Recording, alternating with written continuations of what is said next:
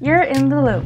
We're here to discuss the ups, downs, and sideways of the sport of figure skating, and maybe give you +5 GOE along the way. Let's introduce this week's hosts. Hi, I'm Evie, and I'm happy that we finally had a Grand Prix event in my time zone, and I'm dreading that next week we'll be back to those late nights again. My Twitter handle is @doubleflutz. I'm Lynn. NHK was in my time zone, but I still had a hard time keeping up with it. My Twitter is @LynnPosts. Hi, I'm Gina. I can't think of anything interesting to say. You can find me on Twitter @4atwizzles. Okay, so let's start off by going through the figure skating news of the last week. The first big announcement that happened over the last couple of days was Gabriella, Papadakis and Guillaume, Scissor, the French ice dance team and current world champions, Olympic silver medalists. They withdrew from NHK Trophy, citing a back injury that Guillaume sustained in training last week. They're still planning to compete at their second Grand Prix event, which is International de France, in 2 weeks. But yeah, it was kind of sad to see them withdraw from NHK, especially since we haven't seen them yet this season, and we're not going to be able to see them for a bit, and they won't be able to get to the Grand Prix final with only one assignment, so it's kind of a bummer. Yeah, a little bit. Yeah, and Wakaba Iguchi withdrew from Rostelecom Cup due to right wrist injury, and Yuna Shiraiwa has been assigned in her place. It's good to see that Yuna has gotten a second assignment. I'm really happy that she got that, and I hope Waka takes some time to heal, rest up before Japanese nationals next month, and come back really strong. Also, Madison Chock and Evan Bates withdrew from Rostelecom. Madison is still recovering from the foot injury she sustained last season. Too many injuries. So many ice dance withdrawals. What's going on with They're dance? not going to make it to the Grand Prix final either. It's like, oh, I know. What is happening? Hopefully Chock and Bates will, they'll heal up and stuff. They also have to deal with the fact that they changed coaches over the last season. They moved to Gabb, so hopefully we'll see them at US Nationals, and hopefully they'll have some great programs to show for us then. And another sad withdrawal is Karen Chen from the USA. She's also withdrawn from Rostelecom. We publish a weekly roundup of news stories you might have missed during the week on our website. Just go to inthelowpodcast.com and you'll find all of our articles there. She kept it going. Yep, all the way through. The head must have been spinning at what she was achieving, but she kept her focus. Let's go on to discussing the competition for this weekend, which was NHK Trophy. We're finally in the second half of the Grand Prix series, which is kind of insane. The season is going by way too fast. We only have 2 more left. I can't believe it. 2 more left, and then Grand Prix final, and then we'll be watching nationals. It's just, oh god, the season is going too fast for me to comprehend. It didn't feel this fast last season. I know. Yeah. I think last season, especially everyone was so focused on the Olympics that all the competitions were kind of going at a snail's pace because we were all just so excited for it. And this season, there's nothing big like that to work towards, so it's just rushing through crazily. Yeah, and last year I didn't stay up for most of the events, and NHK actually watched most of it live. Yay! We love it when competitions are close to our time zones, and since we're all in the Asia Pacific region, what with Cup of China being not held in China this year, we only have NHK in our time zone, and the Grand Prix final is in Canada, so it's nowhere near close to us. So yes, NHK is our one reprieve in this Grand Prix series. So let's start off by talking about the pairs event. So in gold, we have Natalia Zabiako and Alexander Embert of Russia. In silver, we have Cheng Pen and Yang Jin of China. And in third place, we have Alexis Samika-Knierim and Chris Knierim of the USA. So, Zabiako and Ember, what did you guys think of their programs? Because I saw them last week at Helsinki, and I already kind of talked about them on the podcast last week. So yeah, what did you guys think? They're quite something. I feel like their programs are not for everyone. I find them quite fun. I like them. I think their short program is quite entertaining. So yeah, I'm quite happy with that. It's a little bit weird. It's kind of Crusades-y, and they've got sword fighting. Yeah, that's exactly Prokofiev. I'm so glad they're using them, and they're basically capturing their heavy atmosphere as well as including the battle, and it was it's really unique, but it's for some people, I guess, well, including me at first, it was rather hard to get into it. Yeah, I felt like kind of with the costumes and stuff, they were taking us to the Renaissance fair, But, you know, I think their free skate, personally, I didn't get a lot from them emotion-wise, but, you know, you can't say that they didn't do an amazing job here. Like, they were very solid technically. They've got very, very solid elements. You know, their twist is absolutely huge. Their side-by-side jumps were looking much better this week than they were last week, because last week they did have a bit of a tough time on those. So it's good to see that they got 2 pretty clean programs out here. And, you know, with 2 Grand Prix golds, they're going to be at Vancouver next month. So that's really awesome. Although I do have to say that I do really enjoy their sword choreography in the short program, even if it is very campy. We need a bit of camp. We need it in figure skating. They do have some choreography that I find a bit awkward. I don't like the beginning of the short program. I find that really odd, where she's like lying on his back. Oh, yeah. I don't really like that. But the rest of it is fun. I don't remember a whole lot of their free skate, to be honest. Yeah, I remember it was like the one program that I did not feel tired watching. Okay, should we move on to the silver medalists then? So we've got Peng Jin from China.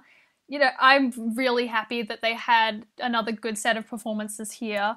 You know, I think that they've got a really good chance to break into the top teams in the field now that they're getting very consistent. You know, they did really well on Skate Canada, and they did really well here as well. Like, the only thing that's kind of holding them back, I find, is the fact that they don't have 2 consistent triple jumps. They only do triple toes. They don't have triple sals. They only did a double sal of their programs here, which, you know, is kind of blocking them from really breaking into the top at the moment. But I think if they got those triple sals, they could really be contenders, because their PCS was quite similar to Zabiako and Ember. I think it was only like a point difference between them. So, you know, that really shows that if they keep working on their elements, they could really, you know, get up there. And it's just good to see another Chinese pair do well, and we're going to have at least one of them in the final this year, which is nice. Yeah, I talked about them in the last one that I was in. I still really like their short program. I think it's really fun.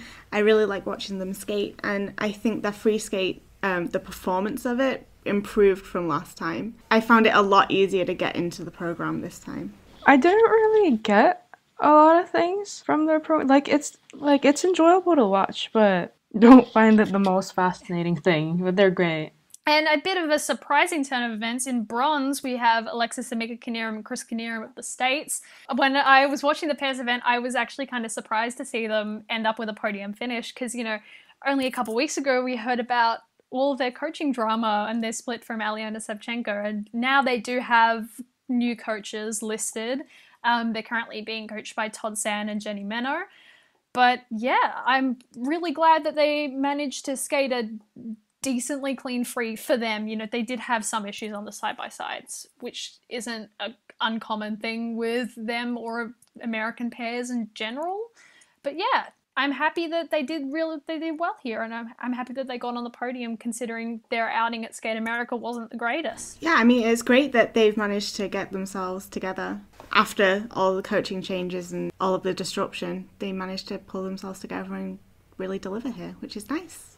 Yeah, they seem to be doing well, and their short program was actually, I found it really engaging. It was so great to see skaters in character. Like, generally, like, the pairs, I felt like a lot of the programs just seemed like movie trailers. They just go really smooth, but then this one, it wasn't like that. I like their short program. I think that it's going to be very effective if they manage to skate it clean. Like, the next competition will probably be nationals, so if they manage to skate it clean there, I think it'll be a real crowd pleaser with the music. Yeah, I can agree with that. I think they take a little bit too long to start moving at the beginning of their short program. I don't like that much kind of standing in one place and posing, but once they actually start skating, I really like it. So, and I think their free skate is nice too. You know, I think especially the fact that they have like back-to-back throw jumps in the last half of their free skate is quite astounding, because I'm surprised that they have enough stamina, like, and confidence in their stamina to put them both in that part of the program. And I think with the way that the music builds in that program, it works very effectively, with the throws really like landing on the accents of the music. It works really well. I'm glad that they had that moment and it worked in the free skate here. Good luck to them going forward with all the coaching drama. I hope they get back to doing some good work, and I hope that they do well at US Nationals. And they're certainly moving in the right direction. And just a quick shout out to Tara Kane and Danny O'Shea for their crazy and incredible entries into their throw triple salchos in the free skate. It was pretty cool to see how they, like, Danny like flipped around, and it was very acrobatic. You don't see a lot of interesting entries to throws like that, so good on them. Okay, let's go into probably the most exciting discipline at NHK. The best discipline in NHK. The best discipline by far at NHK, which was the ladies. I think this was so much fun to watch. It was just crazy the amount of talent that we had. But like, not only did we have like an extremely deep field, we had a lot of ladies either skating clean or skating really close to being clean. So it was a really fierce competition to watch, and just great viewing all around. Probably the best competition of the Grand Prix series so far. Yeah, and it was the one competition where you like couldn't guess who would possibly end up on the podium at the end. Yeah, it was really going to be close, and you know, it was definitely, there were some turnarounds from the short to the free. We had some amazing performances in both of them. Firstly, let's go over the medalists. So in gold, we have Rika Kihira of Japan. In silver, we have Satoko Miyahara, also of Japan. And then in bronze, we have Elizaveta Tuktamesheva of Russia.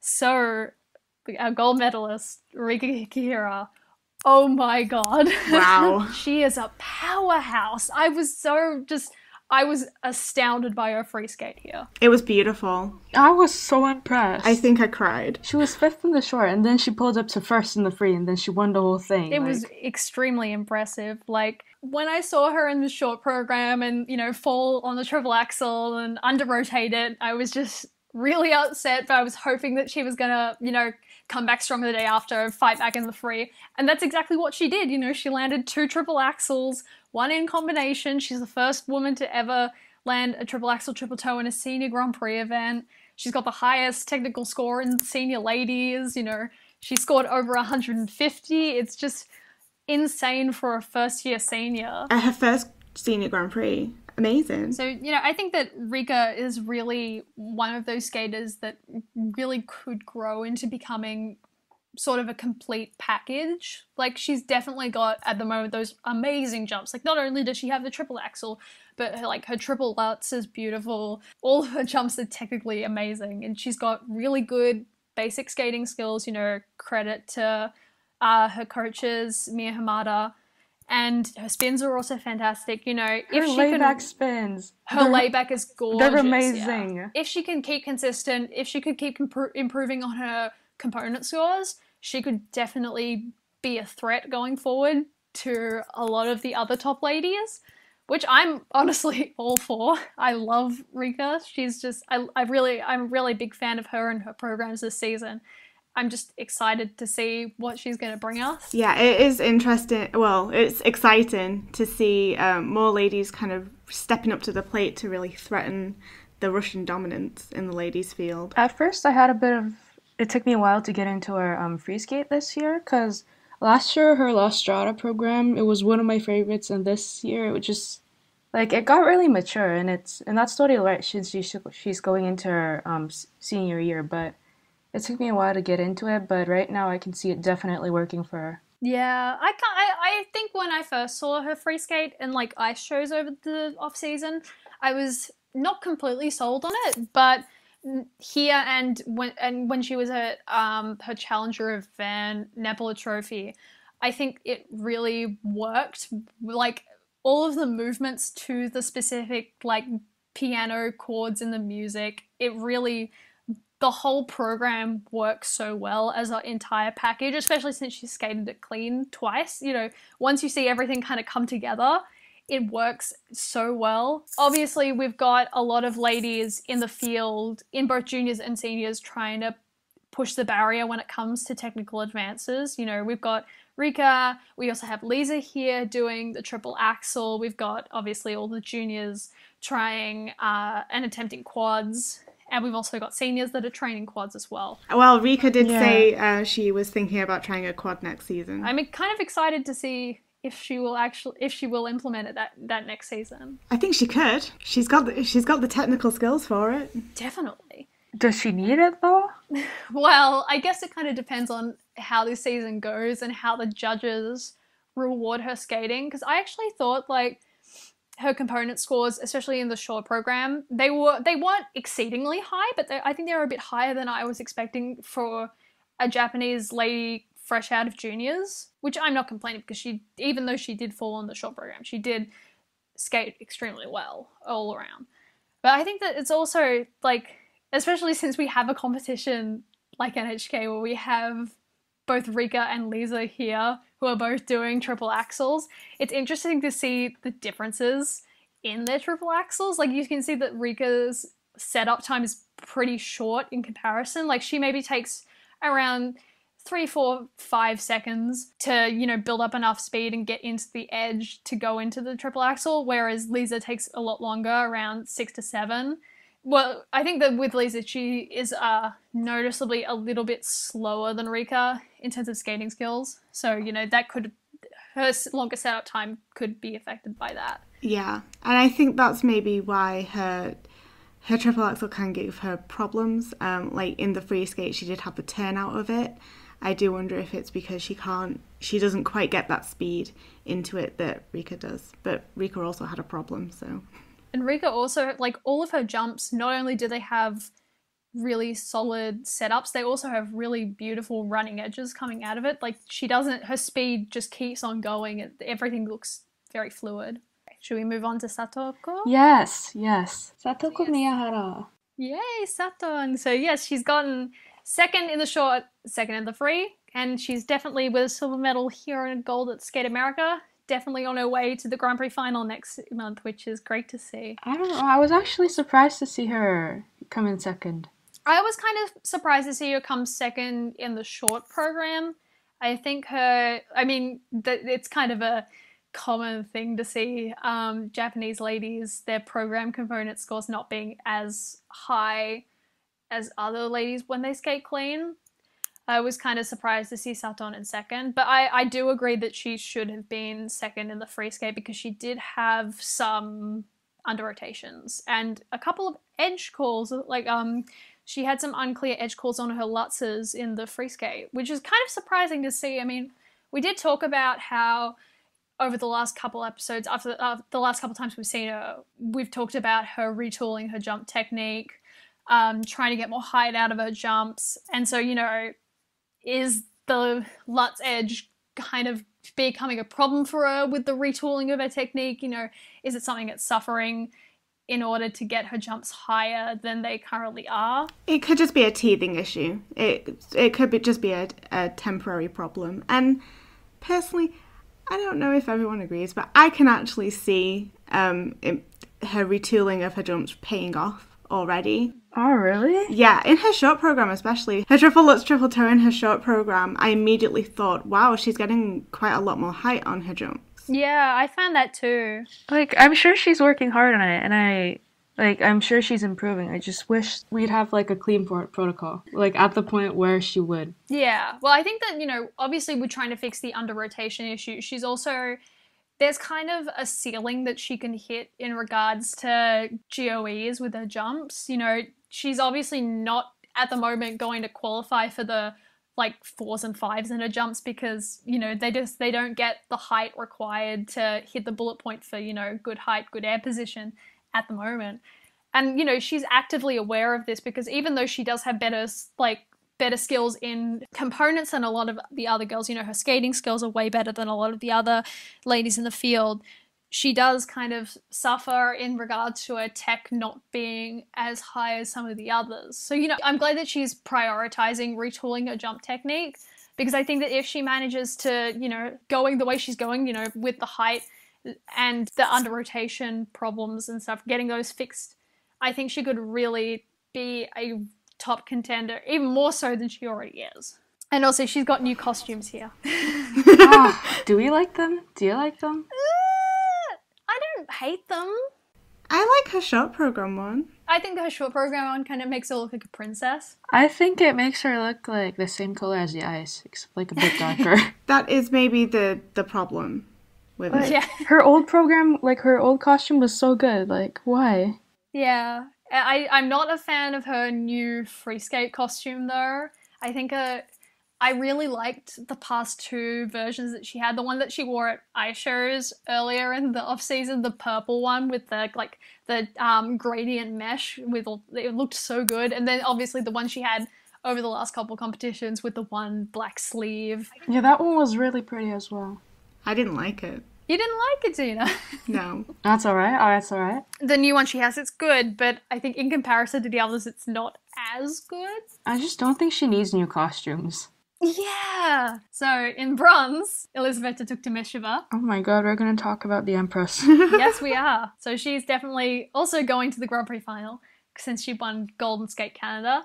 And now she's got bronze here, you know, first in the short program and third in the free skate. These programs are just really working very well for her, and I'm really enjoying watching it. Both in her short and her free, you can tell that she's enjoying them. I just like how much confidence she just oozes as soon as she hits the centre and gets into a starting position. Apparently she was feeling nervous before the short, but you couldn't tell. She did not look like it. I'm personally, I'm not the biggest fan of her skating, but I think her confidence and her charisma on ice completely, makes up for that, because she's just so appealing and entertaining to watch that I don't really care what's going on with her feet. Yeah. I think both of the programs are such a good vehicle for her this season. You know, it's kind of astounding how this is the second time she's had such a great post-Olympic season bounce back. It's kind of impressive, but at the same time, it's just impressive and sort of it's a year late, but still, it's great she's doing this. I mean, it would be nice to see her pick up a bit more speed and maybe have a little bit more going on with the feet, but I enjoy watching her anyway because, as you said, she's got so much charisma. She's a great performer. She always has this look whenever she goes on the ice, as if she owns the entire arena, and I love it so much. I'm not Dislike the biggest this, fan, I dare you. of her programs, but she's always getting results out of it, so it's working for her. That's great. So Mai Mihara, she was in fourth. She had two pretty clean skates here as well. And yeah, I think her short program this season is not one of my favorites. I think it's a little bit generic, one tone, generic, yeah. Kind of, it's cutesy and it works, but at the same time, it doesn't have a lot of build to it or a lot of substance. I feel like it's a very kind of standard David Wilson program in that you could change the music and it wouldn't really matter. The program would look the same. Sort of like a feel-good program. And it's really flowy. It just suits her really well. Yeah, she performed it better than the last time I saw it, but I'm still not a fan. The elements don't seem to hit any musical highlights, but that could just be that the music doesn't have any highlights to hit. It doesn't really. Which is a bit of a letdown, because I really like Mai. Yeah. I liked her programs last season. Yeah, me too.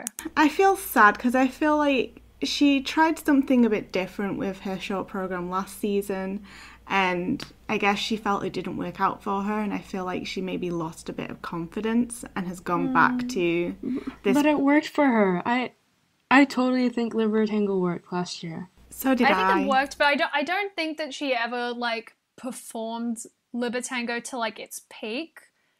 She performed it well, but I don't think she really got into the mindset of a tango and really threw her all into it. I think probably I would have preferred her to recycle Libertango for this season just so she could keep working towards performing it well, because we didn't see her that many times last season because of course she wasn't selected for the Olympic team. Yeah, we saw her at the Grand Prix, Nationals, and 4 continents, but she didn't get selected for the Olympic team or the World's team.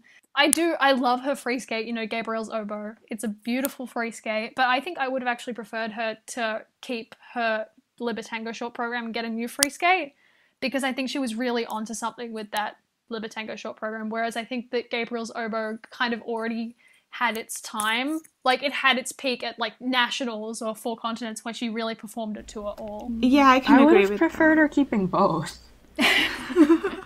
Just a double recycle.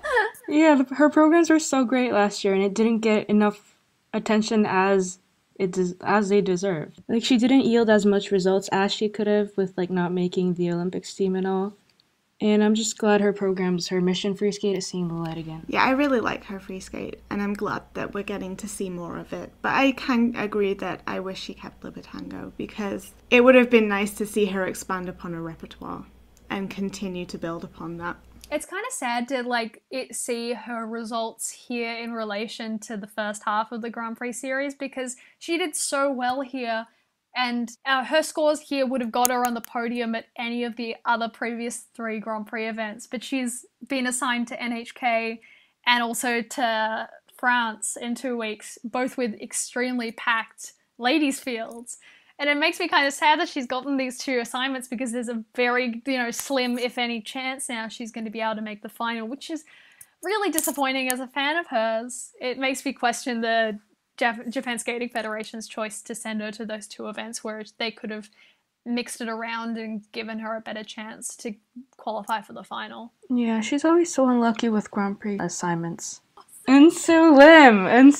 Oh my god, we finally have a Korean skater. Yay! Yay! Just like Junhan last week, I think it's worth mentioning that Unsu also has back-to-back Grand Prix.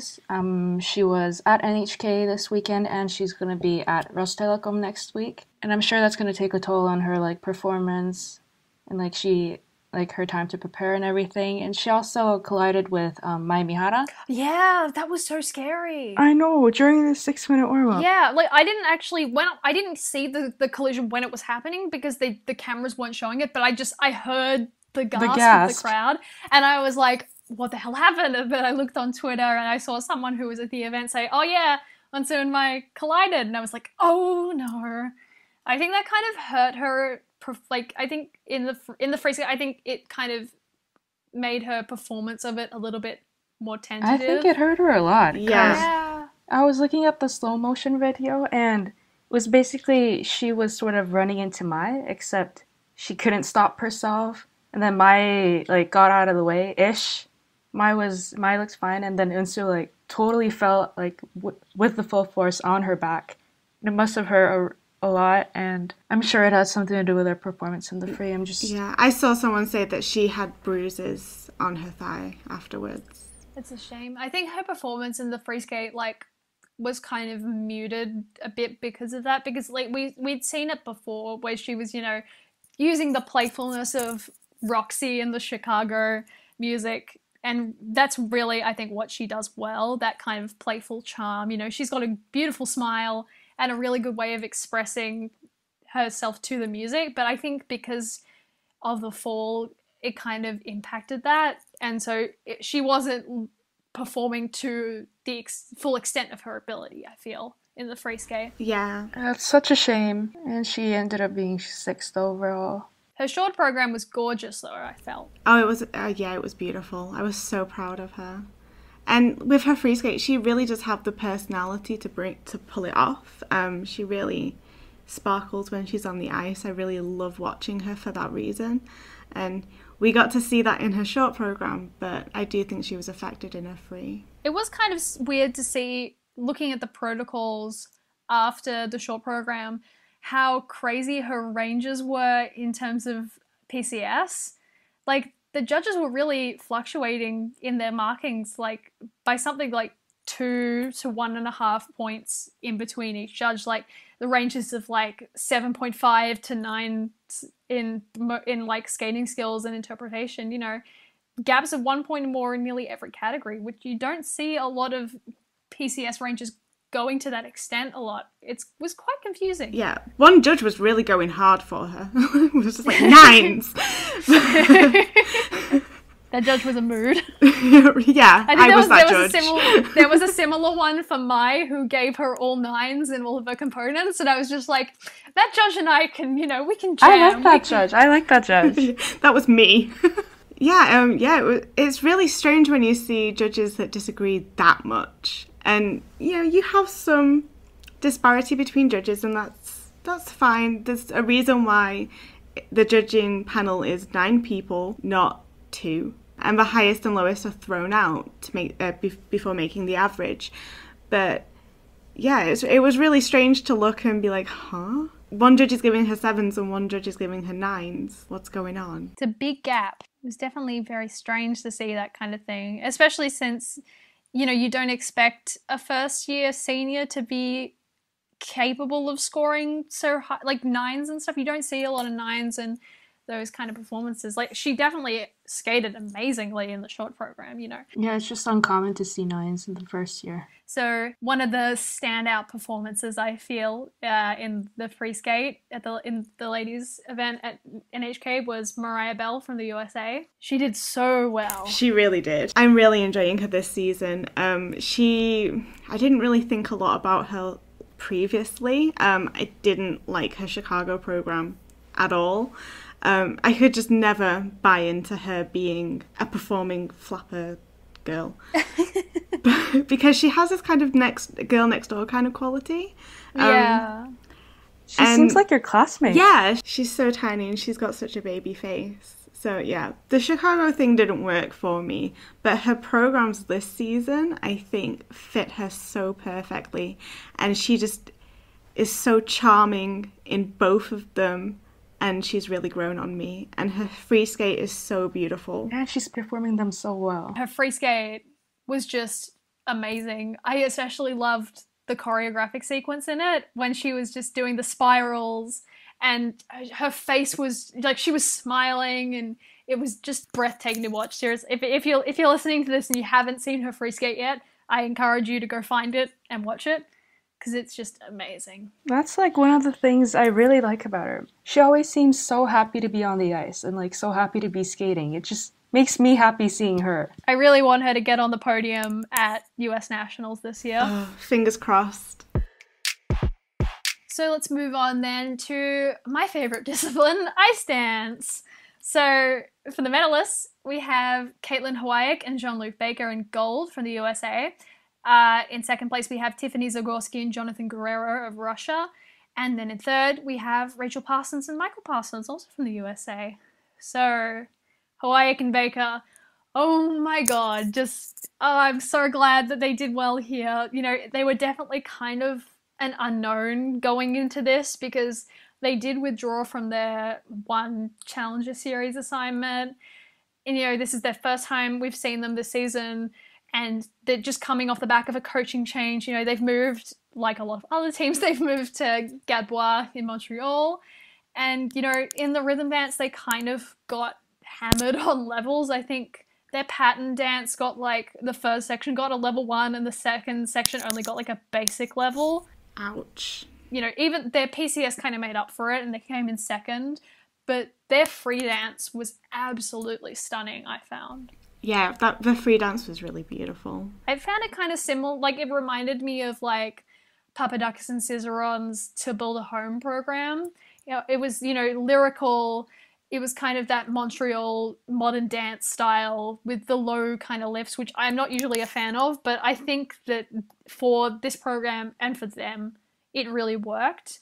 I think, like, I always get surprised when I watch them skate together because there's, like, no height difference between the two of them. And, like, Jean-Luc is quite short in comparison to a lot of ice dance men.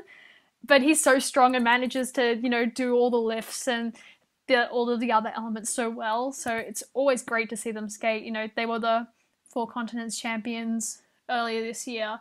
I really hope that they do well in their second assignment, which I believe is France, which is a bit of a packed field for dance there. But, you know, I really hope that they keep the momentum up after this because, you know, this is their first Grand Prix win. So we're going to I hope we get to see them at the final next month because they're such a talented team. I don't know why. Their free dance, I loved it so much. It was really pretty, except that, like, I like the shibs, and it reminded me of, like, the Shibs Fix You program.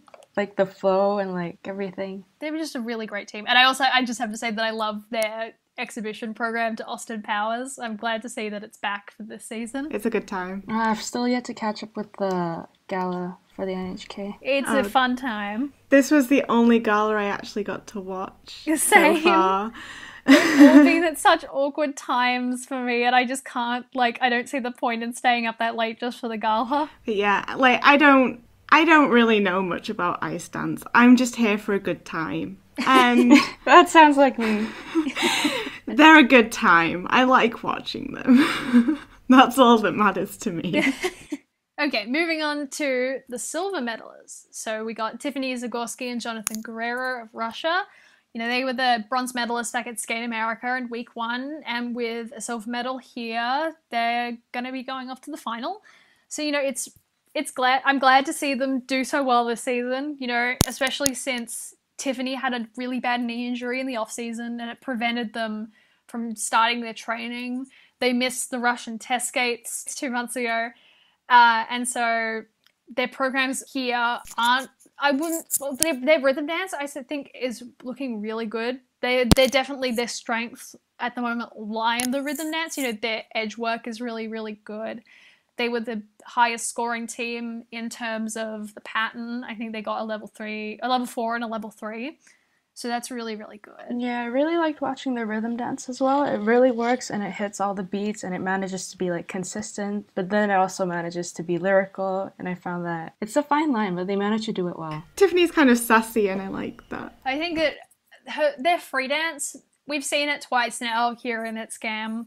I think it's still a bit of a work in progress because, of course, you know, as I said, they haven't had as much time as the other teams to prepare and train because of the injury. I think that it's a little bit all over the place, but I do see the possibilities in it. Like, obviously, Blues for Kluk is a great music choice, but I think that there are some points in the choreography that at the moment look a little bit awkward. I don't like the ending choreographic lift where he's like sticking his leg out and gliding, and she's like leaning on his leg. It looks really awkward, and they've kind of stumbled or had issues with it from the past 2 competitions that they've done the program at, and I think that they should either take it out or work on getting it a bit more solid, because right now it just looks really strange in comparison to the rest of the program, which is quite slick and smooth. Yeah, and I don't like the beginning. The starting position, watching them awkwardly get into that starting position just makes me wonder why choose that position to start on if it's so awkward. Surely there was a better way to choreograph the beginning of the program.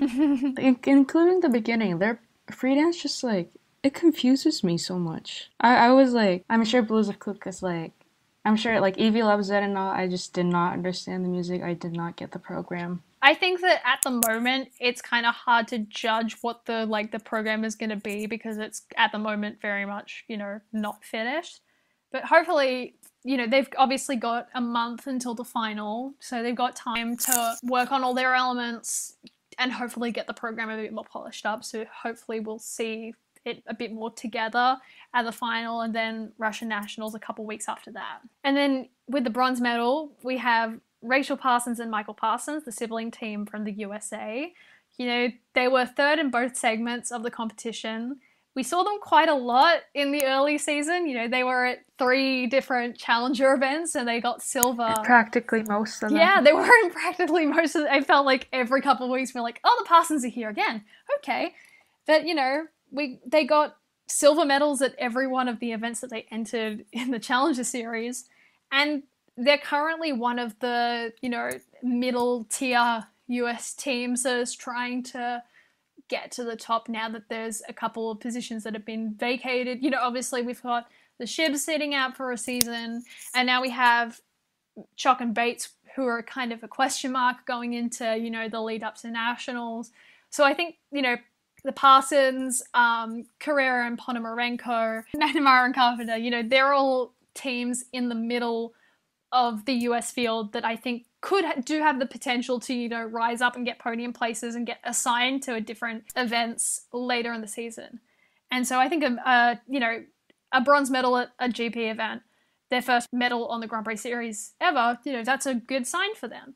So I still question, though, their free dance choice, because, you know, to build a home, I think I talked about this before when they were at Asian Open, you know, we've already got a very iconic program, a very iconic free dance to build a home already. I just question why, as a team of a team that's trying to rise up in the rankings that they're choosing a song that's already so well known for being a world record free dance just a couple of seasons beforehand. Yeah, the music itself doesn't really have any like highs or lows. It's just kind of like slow all the time. But you know, a bronze medal here is still a really good achievement for them. A obligatory shout out to the great British team, Fair and Gibson, for having a fun free dance I would actually willingly watch again. They're so good. I love them. They were one of the standouts at Skate America, and they didn't skate their free dance clean there. I think they messed up on the twizzles.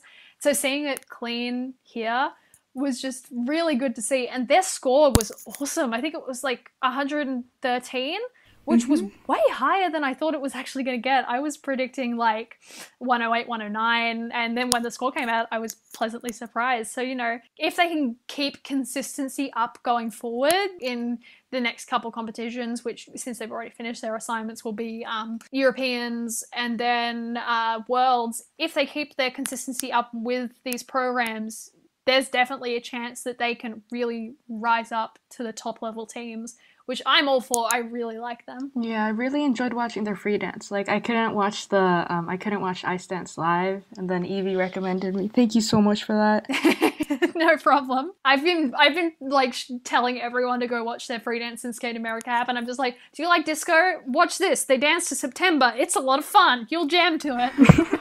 I actually did. It's so much fun. I'm just glad that there is a team out there that is choosing like actively fun music for their free dance, because a lot of teams aren't taking that opportunity. So yeah, it's a good time. Everyone go watch their free dance.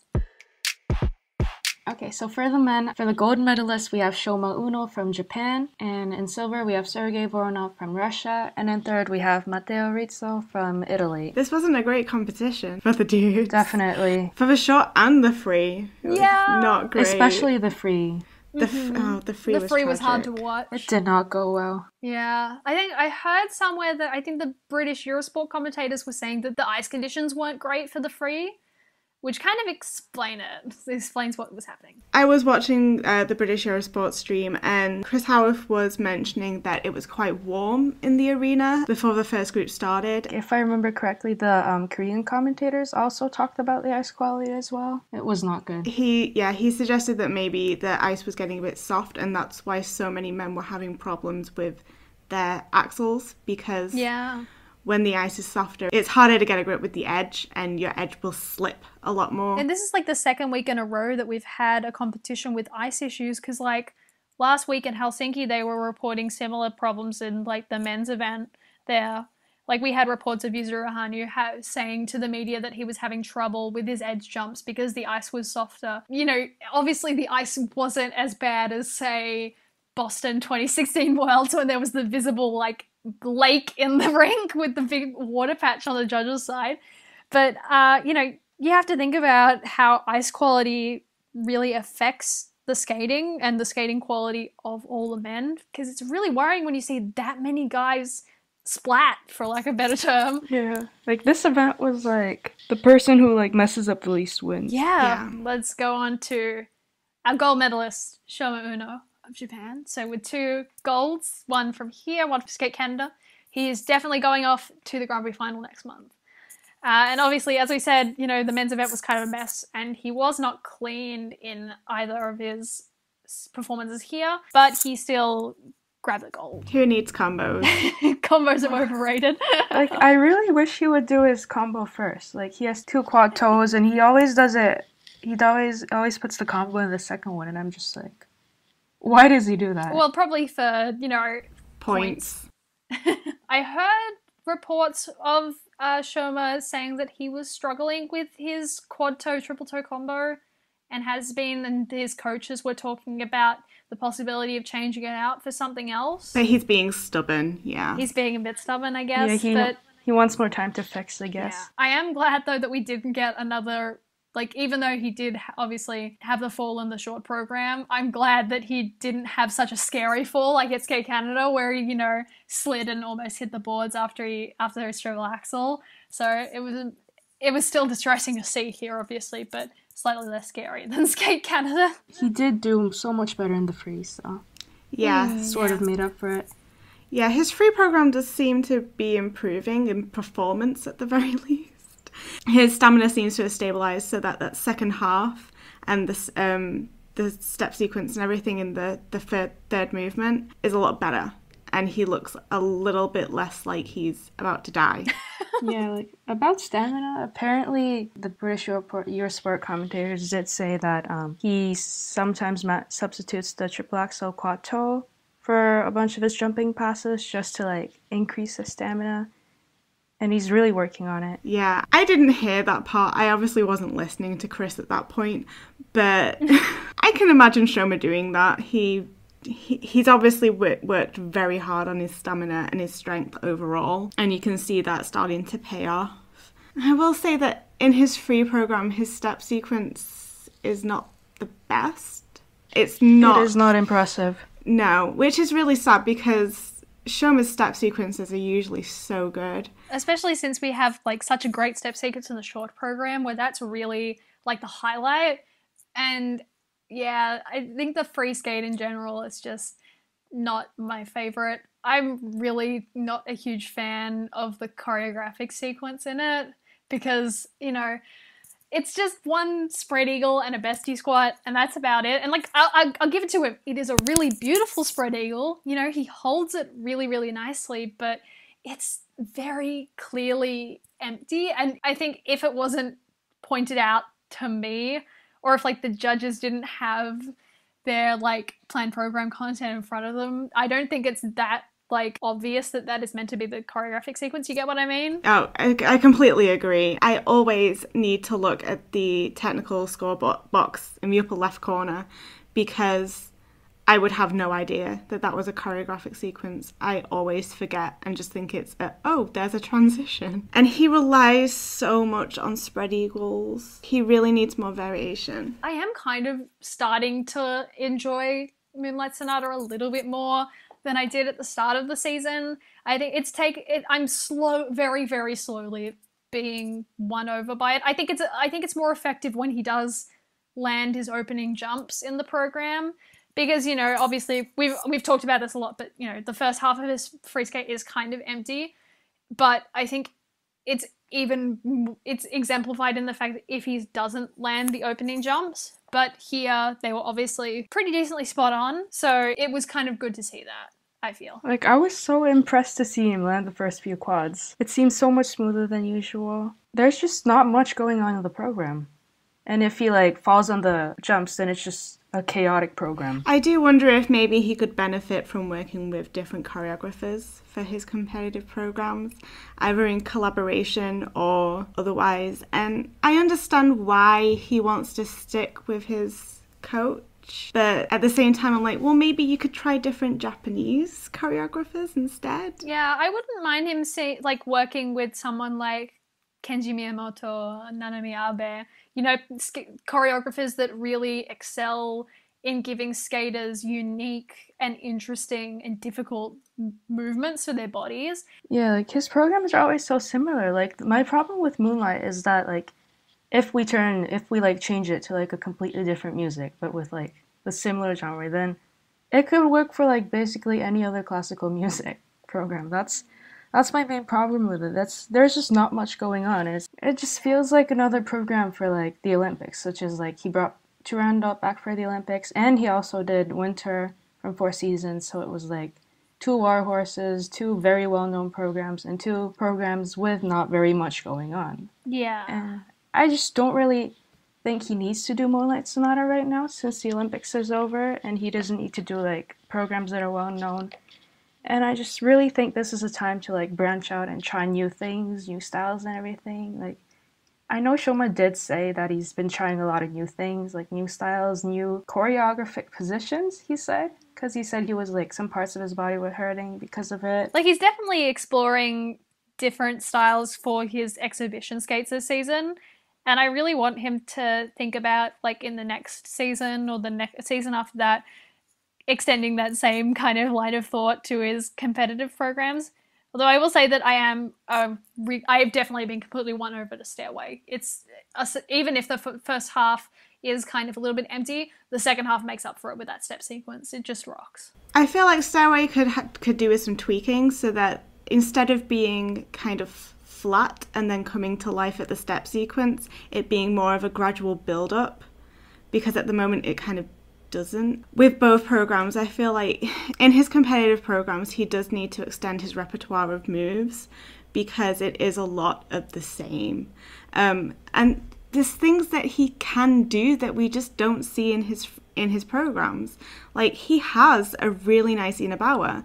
We never see it in his competitive programs. So I do kind of wish that maybe with that choreographic sequence, instead of it being a spread eagle into a Bessie squat with a dab, maybe change it, and instead of a spread eagle, do his Inabawa, which he does well, and would be more variation of movement. That's the Nam Nguyen approach to a choreographic sequence. Just do a dab dab. all your way. So silver, we have our reigning uncle, Sergei Voronov. Obviously, he was the one who won NHK last year, and he's back on the podium again this year with an amazing short program. He skated cleanly at the short, which was really great to see. And he did have a couple of issues in the free, with, as we talked about, with the ice problems, and everyone was kind of falling all over the place. You know, there was no exception for him. But, you know, getting another medal and getting a ticket basically to the Grand Prix final, you know, while being 31 is kind of impressive. He's 31 and he's staying for longer. Like, Yeah. How does he do this? It's really crazy. I can understand why he didn't go for the quad loop, especially with the ice quality at this event. At the same time, I really want to see him go for it at the final. I think that's such a baller move to be 31 and introducing a new quad into your free skate. And he is one of only 5 men who has produced a clean program so far this Grand Prix.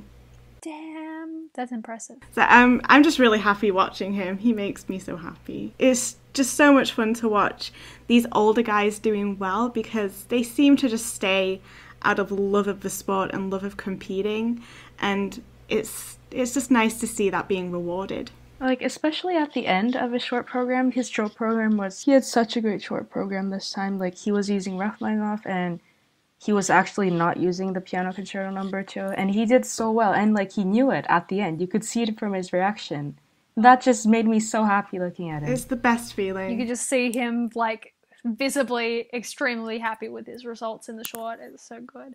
And I am glad that, you know, obviously we're going to have 2 uncles in the final, you know. It's going to be Voronov and Mikhail Brezina. I did see that Daisuke Takahashi did have an interview and talked about watching NHK, and did kind of suggest that watching Sergei may have inspired a little bit more determination in him to land a quad at nationals, and that he quite likes the idea of trying to get into a Grand Prix next season. Oh my god. I would love to see that happen. Wait, Daisuke's staying for another year? He could have been being facetious. I'm okay with that. I'm very happy with that. But he was like, I can see myself at NHK next year. I'm like, okay, great. You just never know what's going to happen in skating. Please. Please, I would love that to happen. We support you. Okay, and our bronze medalist, Matteo Rizzo from Italy, which is a bit of a surprise, but a welcome one, you know. Back out again with another surprise bronze. You know, obviously we have Junior Worlds earlier this year where he also got the bronze medal. And it's just, I'm really glad that he got on the podium here, because I really love his skating. I think he's got such a great ease of movement. He's so fluid on the ice. You know, his presentation and performance and interpretation of the music is a little bit still junior-y. I think he doesn't really use all of it to his advantage. But, you know, that's something that can grow over time. I'm still not a huge fan of the, like, harsh kind of fade out of the music right at the end of his free skate. I think it's kind of jarring. But that step sequence at the end, though, here was just fire. It was so good, especially after we saw so many men have issues and then fail to keep up the momentum in their programs. It was just really great to see. It was. I think he's got a lot of potential to really shape up to be the European entertainer we need, since Javi is ghosting us. I'm glad that he did get such a good result on his, well, this is his second Grand Prix. He was at Skate America. You know, that's really strong for his first senior season. You know, I'm really excited to see what he's going to bring at Europeans and then hopefully at Worlds later in the year. Do we want to talk about Vincent? Vincent? Yes, we do. Yes, we do. Oh, Vincent. I was such a big fan of him. Like, I think I'm still quite a fan. I remember watching, like, he had a preview or something out at the beginning of last season of him doing a Romeo and Juliet program, and I really liked it. And then he didn't keep it. He changed it. And then I wasn't that much into the program he replaced it with. Though I did find his little, like, meerkat head turn really funny. I first really got into him at, like, the free skate Olympics last year because he skated Moulin Rouge clean. I think that kind of, especially this season, Vincent's kind of suffering from the increased kind of vigilance that the tech panel has on under rotations. Like, they consistently, well, reasonably consistently throughout the season, they've been pretty strict, and his scores have really been reflective of that. I mean, we obviously had the whole under rotation drama of Skate America. And then he's also coming back from, like, he's still suffering from, like, an injury. He's got that black injury thing going on. And then, like, right after NHK ended, he uploaded this Instagram post where he was like, oh, I dislocated my shoulder last week and I couldn't practice for a week. And then we were like, okay. Like, Vincent? You don't just, like, oh my. On the British Eurosport, Chris Howarth was repeatedly saying that he hadn't trained for a week because he had an injury, but they didn't know what the injury was.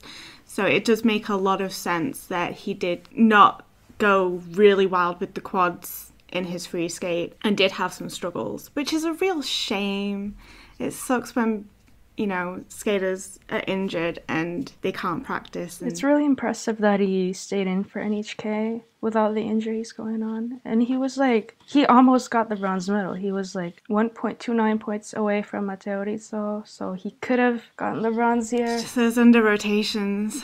It is a persistent problem for him, and he did have this problem last season as well.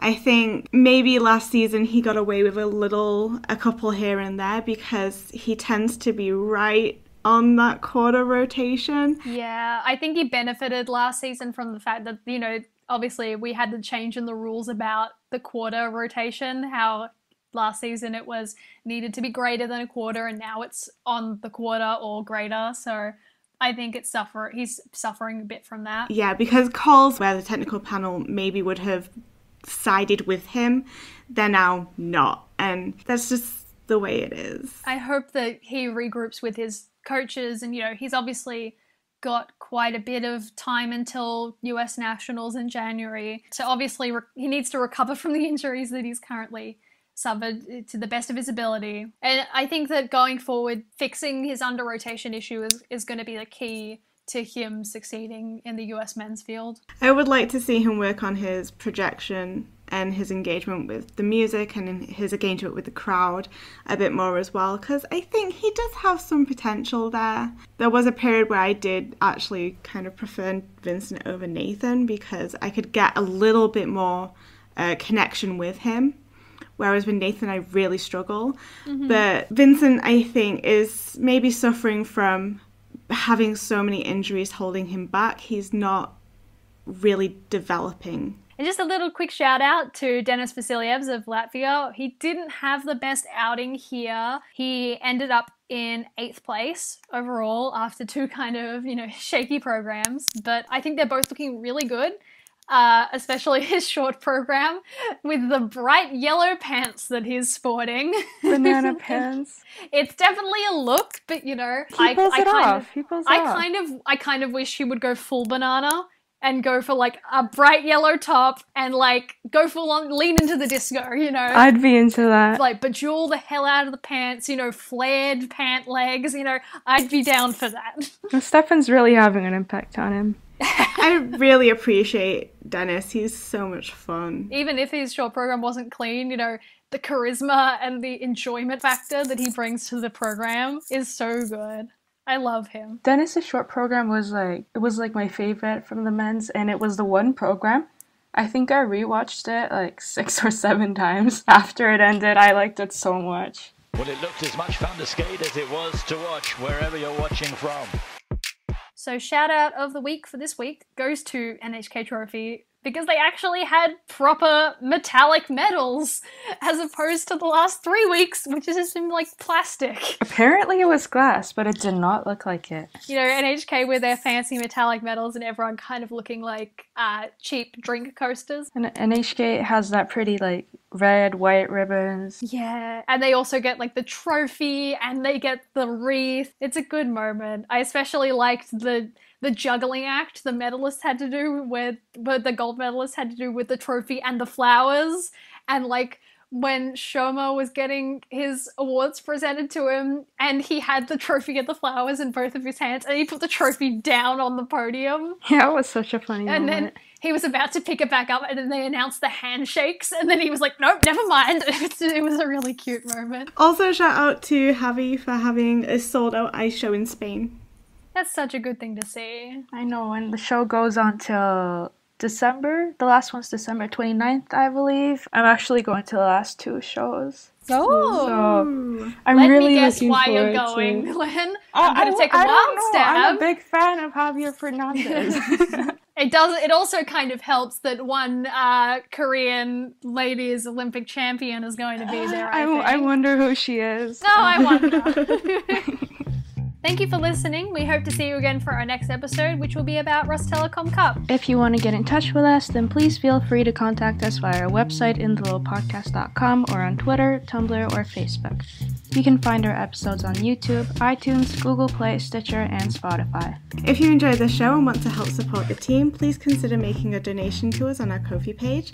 And we would like to give a huge thank you to all the listeners who have contributed to our team so far. You can find all the links to our social media pages and our Ko-fi page on the website. If you're listening on iTunes, please consider leaving a rating and a review if you enjoyed the show. Thanks for listening. This has been Evie, Lynn, and Gina. Bye! See you soon!